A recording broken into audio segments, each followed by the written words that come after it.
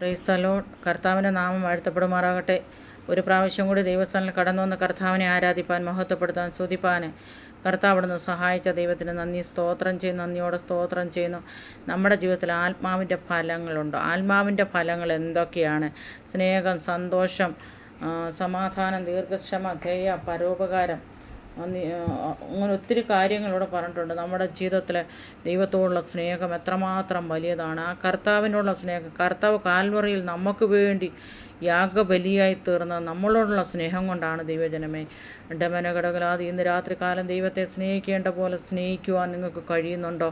എന്നാൽ ഇന്ന് രാത്രികാലം ഏത് വിഷയത്തിൽ നീ കരഞ്ഞു പ്രാർത്ഥിക്കുന്നോ, കരഞ്ഞു മുറയിടുന്നോ, ദൈവത്തെ സ്നേഹിക്കുന്നവർക്ക്, നിർണയപ്രകാരം വിളിക്കപ്പെട്ടവർക്ക് തന്നെ അവൻ നല്ലവനാകുന്ന ദൈവത്തിൻ്റെ വചനത്തിൽ പറയുന്ന അപ്രകാരം ദൈവത്തോട് സ്നേഹമുള്ളവരായി തീരുവാൻ ഇന്ന് രാത്രികാലം ദൈവം നമ്മളെ സഹായിക്കട്ടെ. ഏത് വിഷയത്തിൽ ഇന്ന് രാത്രികാലം നിനക്ക് വിടുതലയക്കുന്നു.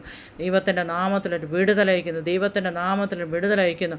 കഷ്ടമാണോ, പ്രയാസമാണോ, നിന്ദയാണോ, ദുരിതമാണോ, അതുമേലൊരു വിടുതലിന് രാത്രികാലം ദൈവം അയക്കുകയാണ്.